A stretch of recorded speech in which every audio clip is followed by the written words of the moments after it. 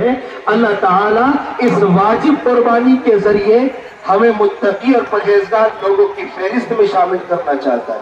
متقی اور پرہیزگار لوگ اللہ کے یہاں دنیا میں بھی کامیاب ہیں اور آخرت میں بھی کامیاب ہیں۔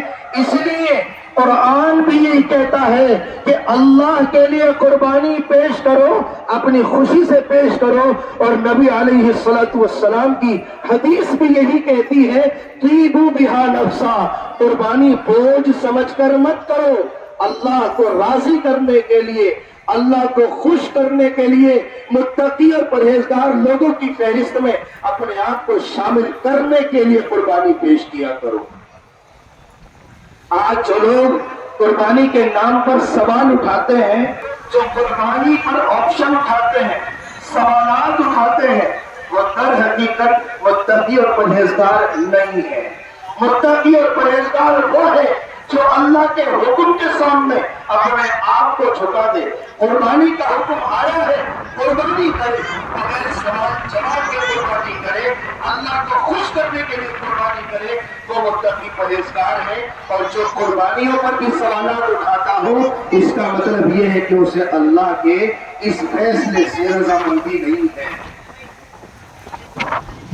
قربانی کے نام پر مختلف قسم کے سوالات اٹھائے جا رہے ہیں۔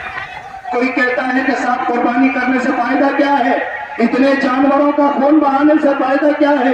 اس سے بہتر ہے کہ کسی غریب کے گھر کا چولہا جلا دو، اس سے بہتر ہے کہ کسی ضرورت مند کی ضرورت کو پورا کر دو، اس سے بہتر ہے کہ کسی کے کام نمٹا دو، کسی کو کپڑا پہنا دو، کسی کے گھر کھانا پہنچا دو۔ اور کوئی قربانی کے نام پر سوال اٹھاتا ہے تو کہتا ہوا نظر آتا ہے کہ صاحب قربانی تو بھینس کی نہیں ہے، کٹرے کی نہیں ہے، فلاں جانور کی قربانی ہے، فلاں جانور کی قربانی ہے۔ حدیث میں کہیں پر بھینس کی قربانی کا تذکرہ نہیں آیا، حدیث میں کہیں کٹرے کی قربانی کا تذکرہ نہیں آیا۔ آپ ان سے سوال پوچھئے۔ پہلے نمبر کا سوال جب یہ کہتے ہیں کہ غریب کا چولہا جلا دینا بہتر ہے اتنے جانوروں کی قربانی کرنے کے مقابلے میں، تو سوال پوچھئے کہ اپنے گھر کی خوشی اور فنکشنز کے موقع پر کبھی دماغ میں یہ سوال آیا ہے؟ جب اپنے گھر کسی بیٹی کی یا بیٹے کی شادی ہوتی ہے اور طرح طرح کی رسمیں نبھائی جاتی ہیں، عورتوں کے کہنے پر سارے ارمان پورے کیے جاتے ہیں، لاکھوں روپیہ فضول اڑا دیا جاتا ہے، کوئی مطلب اس پیسے کا نہیں ہوتا، اس وقت کسی غریب کا چولہا یاد آتا ہے، اس وقت کسی غریب کا کھانا یاد آتا ہے۔ ہم جس گھر کے اندر آئے تو دوسرے وقت کا نہیں ہے، جس ہال کے اندر ہم اپنے لڑکے اور لڑکی کی شادی فرعون بن کر کے کرتے ہیں، اسلامی شریعت کا کھلواڑ کر کے کرتے ہیں، اس شادی ہال کے باہر بیٹھے ہوئے فقیر لوگ تو ترستے ہیں کہ ان کو کھانے کو دینے والے مل جائے، کیونکہ وہ صبح سے شام تک بھوکے۔ اس وقت کبھی یہ خیال آتا ہے کہ اتنے لاکھوں روپئے میں نے اپنے گھر کی شادی کے اندر اڑا دیے اور بہا دیے، لاکھوں روپے کا ہال بک کر لیا، اسٹینڈنگ کھانے کے نام پر طرح طرح کے آئٹم کر دیے، کھانا فضول سا ہے اور کسی کو پرواہ نہیں ہوتی۔ اس وقت کسی غریب کا چولہا یاد آتا ہے؟ اللہ نے حکم دیا ہے، حکم کے نام پر کسی کو سوال کرنے کی گنجائش نہیں۔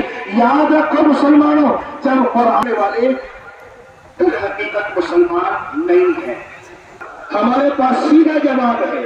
اللہ نے قربانی کا حکم دیا ہے، رسول اللہ صلی اللہ علیہ وسلم نے قربانی فرمائی ہے، موجود ہے۔ اتنا بڑا جم غفیر تھا، تنے تنہا نبی علیہ السلام اپنے ساتھ 100 دمبے قربانی کے لیے لے کر کے گئے تھے۔ آپ علیہ السلام تنے تنہا 100 دمبے قربانی کے لیے لے کر کے گئے تھے۔ 63 دمبوں کی قربانی خود نبی علیہ السلام نے اپنے دست مبارک سے فرمائی ہے، اور باقی دمبوں کے بارے میں حضرت علی رضی اللہ تعالی عنہ کو حکم فرمایا کہ ان کی قربانی تم کر دو۔ قربانی کی کثرت بھی شریعت میں موجود ہے، قربانی کو خوش دلی سے کرنا بھی شریعت کے اندر موجود ہے۔ میرے اور آپ کے ایمان کا تقاضا ہے کہ جب بات شریعت کی آ گئی، جب بات اللہ اور اس کے رسول کی آ گئی، تو اس کے آگے سر جھکانے کے علاوہ کوئی دوسرا راستہ نہیں۔ اپنے ایمان کی حفاظت کا راستہ واحد یہی ہے۔